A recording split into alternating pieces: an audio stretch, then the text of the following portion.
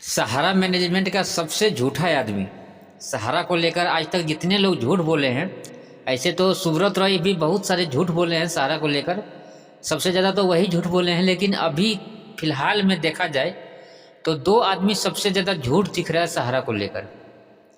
सहारा को लेकर दो आदमी सबसे ज़्यादा झूठ दिख रहा है। नंबर वन में कन्हैया साहब। कन्हैया साहब जो कुछ दिनों से वायरल है सोशल मीडिया पे, सहारा को लेकर बात करते हैं और सहारा रिफंड को लेकर वो बड़ा बड़ा बात करते हैं। कन्हैया साहब का आप वीडियो क्लिप देख रहे हैं, लगातार देखते आ रहे हैं। अभी डिबेट हो रहा है उनका, 2-3 चैनल पे लाइव डिबेट करते हैं सहारा को लेकर। और कुछ दिन पहले उन्होंने ये भी बताया था कि सहारा इंडिया सहारा वर्ल्ड बनने जा रहा है। अगर जो इस वीडियो को देखे होंगे इस चैनल पे या दूसरे चैनल पे भी इस तरह का वीडियो उनका वायरल था कि सहारा इंडिया और सहारा इंडिया नहीं सहारा वर्ल्ड बनने जा रहा है। 10 रुपया भी कोई अगर लगाना चाहेगा, इन्वेस्ट कहीं करना चाहेगा तो सहारा के बारे में एक बार जरूर सोचेगा। इस तरह का बात उन्होंने 2 साल पहले, 2 महीना पहले दशहरा के आसपास में ऐसा बात उन्होंने कहा था सोशल मीडिया में। और ये भी बोला था कि ये चीज़ 15 दिन के अंदर दिखने लग जाएगा। 15 दिन के अंदर ये दिखने लग जाएगा, सहारा ब्रांचें खुलने लग जाएगा। ये सारा बात उन्होंने सोशल मीडिया पे आके, यूट्यूब पर आके कहा था। मैं आपको एक वीडियो क्लिप उसका दिखाते हैं, अभी दिखाऊंगा उसका वीडियो क्लिप। कन्हैया साहब का दिखाएंगे जो क्या उन्होंने बोला था सहारा इंडिया सहारा वर्ल्ड बनने जा रहा है, वो चीज़ आपको दिखाऊंगा वीडियो क्लिप। उसके बाद परसों फिर सहारा को लेकर जब बात कर रहा था, जब सहारा को लेकर बात कर रहा था कन्हैया साहब, 2 महीना के बाद फिर मैं एक वीडियो क्लिप लगा दे रहा हूँ। 2 महीना पहले क्या बोला था और 2 महीने के बाद फिर क्या बोला है वो भी सुनाऊंगा। अभी परसों सहारा इंडिया को लेकर जब कन्हैया साहब से पूछा गया कि क्या हाल है सहारा इंडिया, क्या रिफंड करेगा, तो सहारा इंडिया को लेकर क्या ने क्या बोल दिया, कुछ से कुछ बोल दिया। कभी तो बोला कि सहारा जो पैसा देगी तो बिना सुप्रीम कोर्ट और बिना जो संगठन है एनजीओ के तरफ से, जो संगठन संयुक्त ऑल इंडिया जन आंदोलन और विश्व भारती जनसेवा संस्थान, ये दोनों ने जो केस किया है, बोला इनके सहयोग से ही हम पैसा दे पाएंगे, सहारा इनके सहयोग से ही पैसा दे पाएगा। 2 महीना पहले वीडियो में बोला था कि सहारा को बर्बाद करने में यही संगठन नंबर, इसके वजह से सहारा इंडिया बर्बाद हुआ है, ये संगठन की वजह से बर्बाद हुआ है। पहले इनका वीडियो क्लिप देखिए, सारा बात आपको समझ में आ जाएगा। अभी पिछले 7 दिन से ऑल ओवर इंडिया में जोनल लेवल और रीजनल लेवल की जो मीटिंगें चल रही है उसमें थोड़ा सा हम लोग बिजी है। और जहां तक सहारा का अस्तित्व का सवाल है, बहुत सहारा की अस्तित्व को लेकर के सवाल खड़ा किया जा रहा है कि सहारा का अस्तित्व क्या है। तो मैं सर आपको बताना चाहता हूं कि सहारा इंडिया अब सहारा वर्ल्ड बन चुका है। सहारा इंडिया अब सहारा वर्ल्ड बन चुका है और हिंदुस्तान की ये पहली ऐसी कंपनी बनने जा रही है जब जब फाइनेंशियल सेक्टर में कोई अगर 10 रुपए भी अगर निवेश करने का सोचेगा तो पहले वो सहारा के बारे में जरूर सोचेगा कि सहारा में भी कुछ रखा जाए, क्योंकि पिछले 12 वर्षों से सहारा का कोई भी पक्ष सुप्रीम कोर्ट में रखने के बावजूद भी सहारा का पक्ष तो अभी तक सुना ही नहीं गया है। सिर्फ और सिर्फ सहारा को पैसा जमा करने के लिए बार बार सुप्रीम कोर्ट के ऑर्डर को कंप्लाई करने के लिए 2012 से लेकर आज तक कहा गया है, सहारा का पक्ष सुना नहीं गया है, जो कि अब बहुत जल्द सहारा की पक्ष को भी सुना जाएगा और तथाकथित जो सहारा के ऊपर फ्रॉड और चीट का जो आरोप लगाया जाता है उसका खुलासा होगा। 3 साल तक वैलिड होता है। क्या किसी भी सहारा के निवेशक ने कन्वर्जन के ऊपर कोई सहारा के ऊपर एफआईआर दर्ज कराया? किसी के पास अगर एफआईआर हो कि सहारा ने जबरदस्ती कन्वर्जन करा दिया हो तो वो पेश किया जाए। कुछ दिन प्रश्न ये है कि सहारा आज निवेशकों के साथ है कि नहीं है? फंड का कोई बात नहीं है। सहारा के पास इतना बड़ा फंड है कि गवर्नमेंट भी उसके ऊपर पैकेज देकर आप लोगों को पैसा दे सकती है। लेकिन यहाँ आप पर सवाल है कि क्या आप वैध है या अवैध है। यहाँ जो केस चल रही है, जो सहारा के ऊपर जो, ये तो प्रूफ हो जाए कि कस्टमर वैध है कि अवैध है। राय साहब आप जो बोल रहे हो पहले ये तो सोचो, आप बोल क्या रहे हो, किसके लिए बोल रहे हो?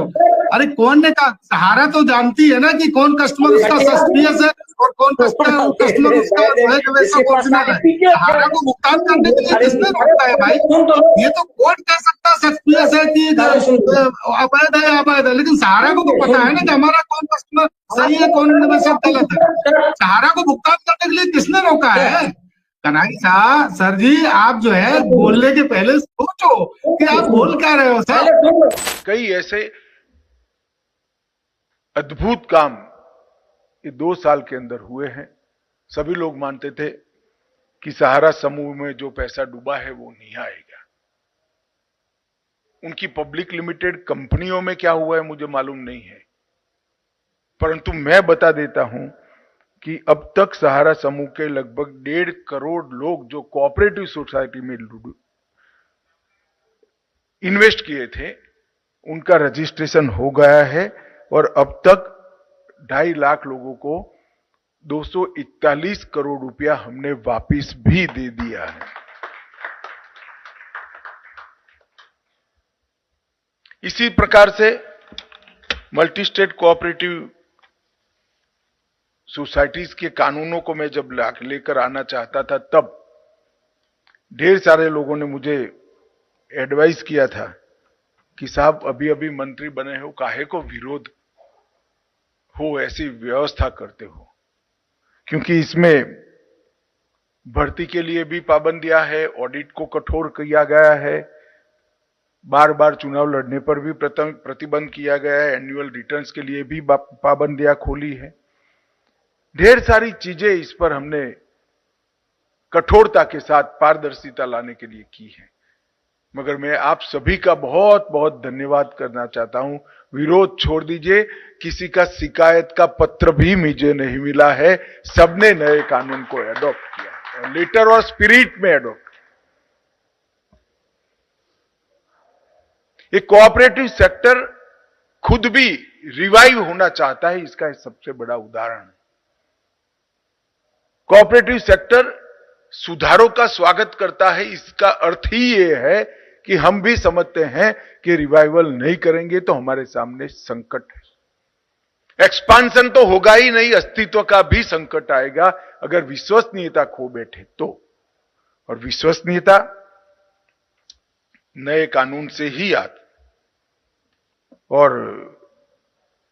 बायलॉज के अमेंडमेंट से इलेक्शन ऑफिसरों की नियुक्ति, appeal, inspection, investigation, liquidation, education fund का मैनेजमेंट और ह्यूमन रिसोर्स की भर्ती, इस सब को हम रेगुलराइज करेंगे।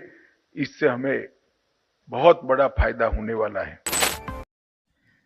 अभी आपने अमित शाह जी का बात सुना, कन्हैया शाह का बात सुना, दोनों सहारा को लेकर बात किया। अभी आपके सामने अमित शाह जी का ये पुराना भाषण था। पुराना भाषण मैं इसलिए आपको सुनाया कि अमित शाह जी आज से 6 महीना पहले, 2 महीना पहले, 1 साल पहले, या कोई भी आदमी 2 महीना पहले क्या बोलता है, हम अपने चैनल पे हम भी 2 महीना पहले क्या बोले हैं, आज मेरे को कोई बोल सकता है, किसी को भी बोल सकता है कि आपने क्या बोला था और आज क्या बोल रहे हैं।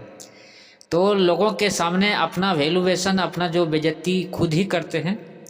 लेकिन कुछ लोग ऐसे हैं कि बेइज्जती होने के बाद, बेइज्जती करने के बाद भी लोग खुश हैं, तो ये अलग बात है। लेकिन यहाँ पे सवाल ये होता है कि अमित शाह जी का पोर्टल 19 महीना हो गया।